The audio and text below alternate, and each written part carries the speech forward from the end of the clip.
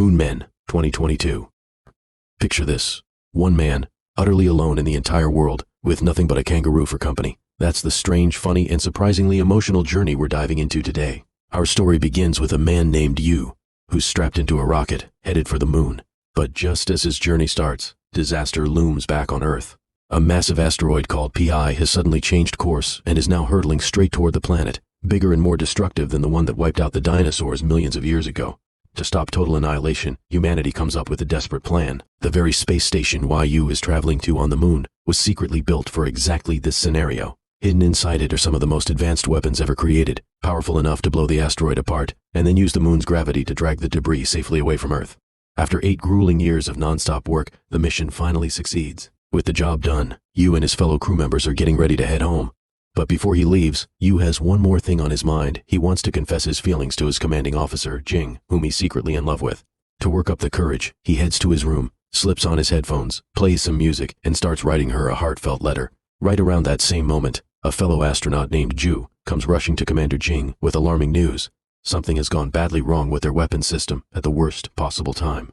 In just half an hour, the entire mass of asteroid debris is going to come crashing down onto the moon itself. The second she hears this, Jing gives the order to evacuate the station immediately.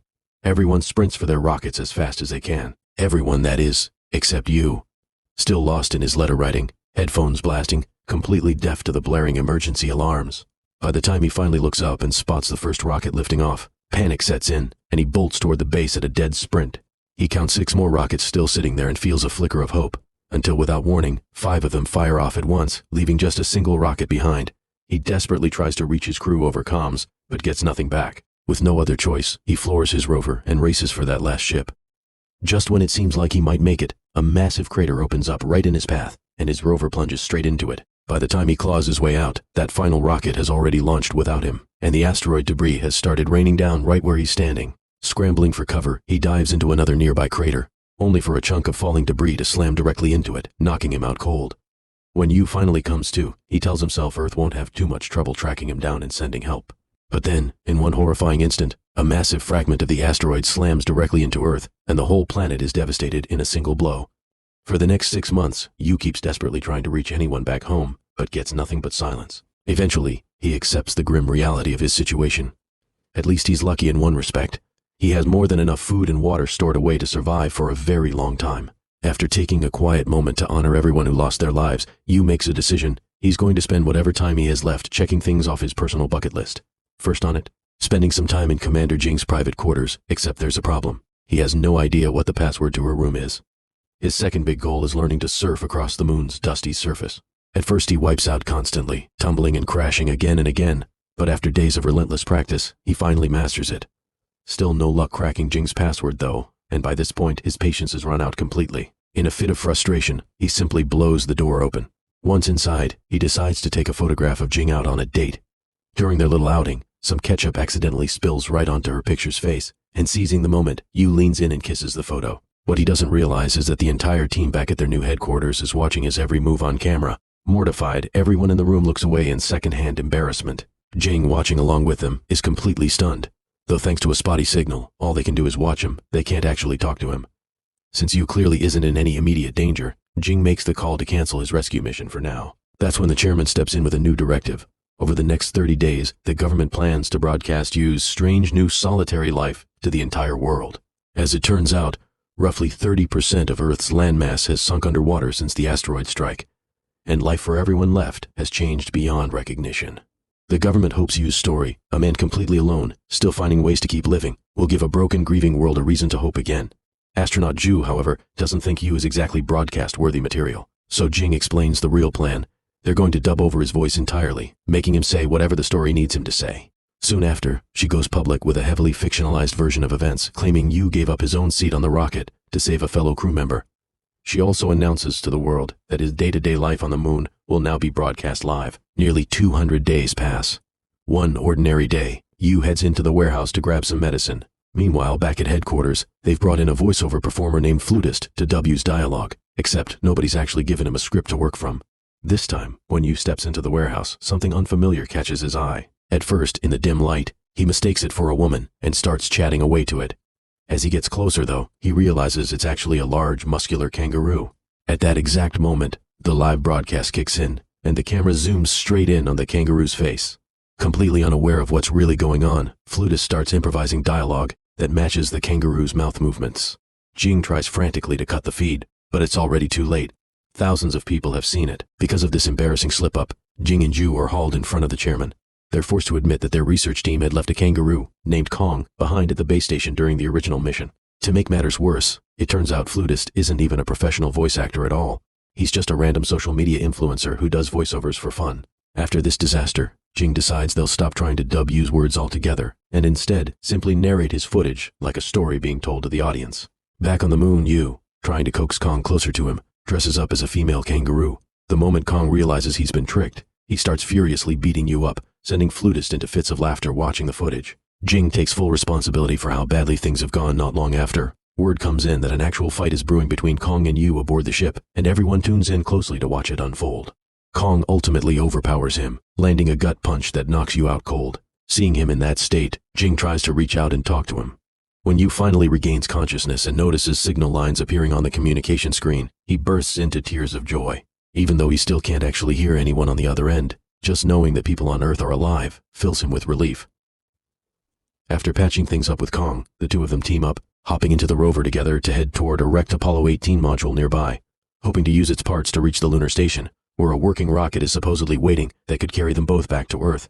Yu throws himself into the search for something called the lunar dog, a piece of equipment he believes could help him. He also dedicates all his energy to rebuilding a functioning spacecraft, a level of skill that leaves everyone watching stunned. When Jing pulls up his personnel file to check, she discovers something surprising. Yu is actually a trained flight dynamics engineer, though he'd been quietly working in the maintenance department all along. By day 282, Yu explains a harsh reality. Because their engine is damaged, the rover has a strict weight limit, meaning he may have to leave Kong behind to make it. Kong, however, refuses to be left, forcing his way back onto the rover with him. That's when Yu remembers something. There's a weapon on site that could theoretically be repurposed as a prototype engine. It's an extremely risky idea, but Kong is willing to stick by him regardless. Hearing the plan, Ju tells the rest of the team back home that it might actually be possible.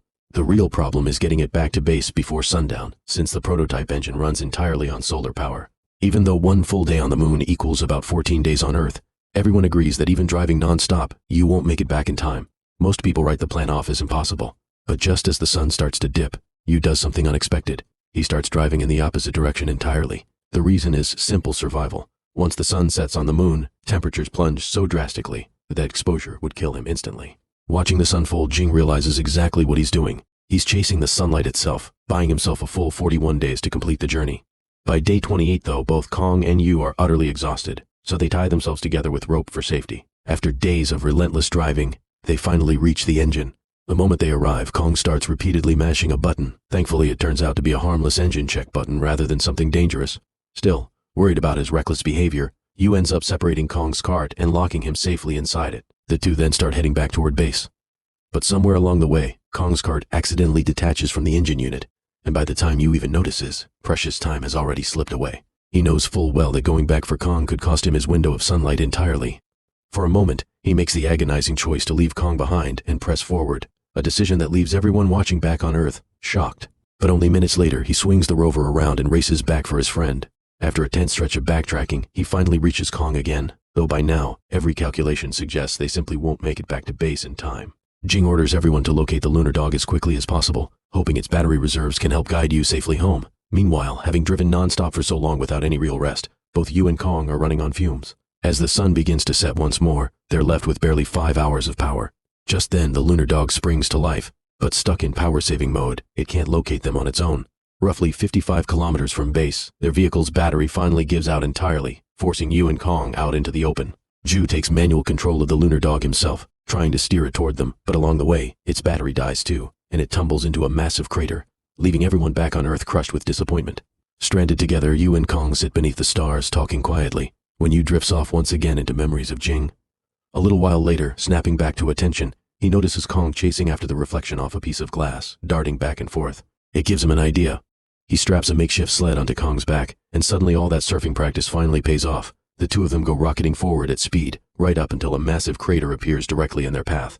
Thinking quickly, Yu uses nitrogen tanks to launch them clear over the gap. Watching this stunt succeed, people across Earth erupt with joy, and a fresh wave of hope spreads everywhere. Thanks to his growing reputation for bravery, Yu starts receiving honors and recognition back on Earth, which the chairman personally accepts on his behalf.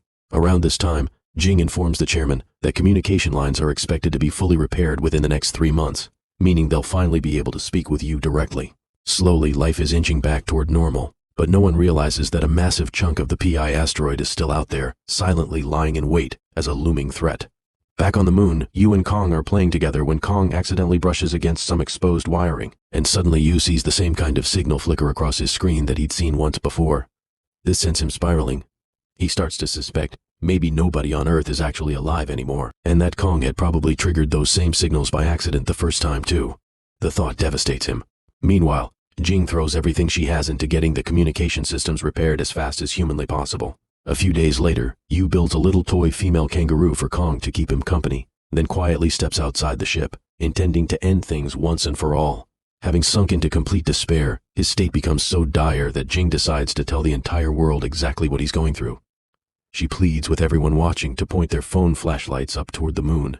Out on the surface, just as Yu is about to remove his helmet, something catches his eye, a faint glow coming from Earth. The instant he realizes what it is, his knees buckle, and he collapses into the dust, sobbing with overwhelming relief. Not long after, back at the base, he switches on the communication channel and, for the first time, can actually hear his crewmates' voices again. They tell him about the live broadcast that's been airing his entire ordeal back on Earth, but Yu is too overwhelmed to respond. So everyone brings Jing forward to stand in front of the camera, and the moment she simply says, "Hello," his face lights up with joy. Over the following days, the engineering team works alongside Yu to help repair his spacecraft, though the only thing that truly brings him happiness is catching glimpses of Jing. Once the ship is finally ready, Yu gets a rare private moment alone with her one evening. That's when she opens up and tells him the truth. She'd only joined the maintenance department because of him. Originally, she'd had no interest in working there at all, until the day she happened to see him walk by and fell for him instantly. That's also when Yu realized something himself. Since he was heading to the moon regardless, he figured if he had to be stuck with this woman, he might as well make peace with it. And that's exactly how he ended up agreeing to take on that small maintenance job in the first place. Hearing this, Jing admits something too. On the day they boarded the rocket, she'd actually seen him running to catch up, and to her lasting regret, she hadn't been able to wait for him in that moment. Caught up in this emotional exchange, neither of them notices that the asteroid is still steadily closing in on Earth.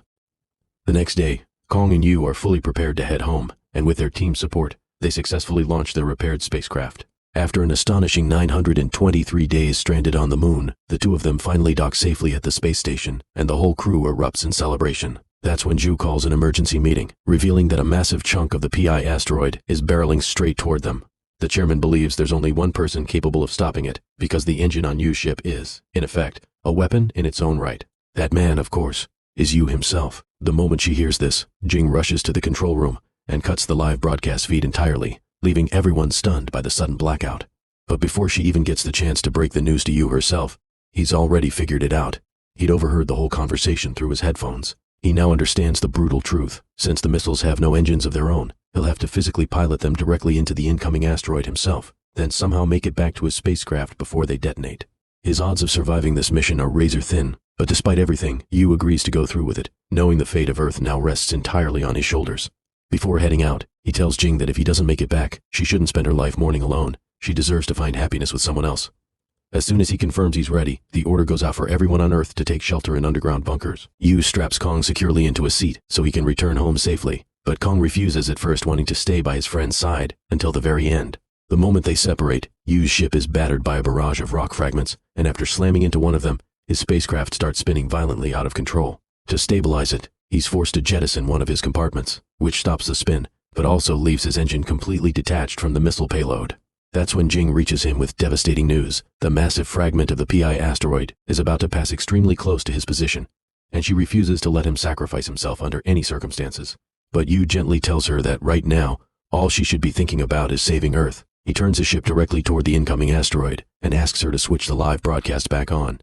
He detaches the missiles, then takes a moment to thank everyone for standing by him throughout this entire ordeal. He reflects that he'd always believed the safest place to be was in the middle, that it's the people up front or the ones trailing behind who end up paying the price. But today, of all days, he's the one standing directly between Earth and total destruction. Then, softly singing Jing's favorite song, he pushes his ship full throttle toward the asteroid, bringing Jing and everyone watching to tears. As he closes in on the asteroid, Jing makes a desperate but failed attempt to hit the detonation switch herself, her mind flooding with memories of every moment she'd shared with him.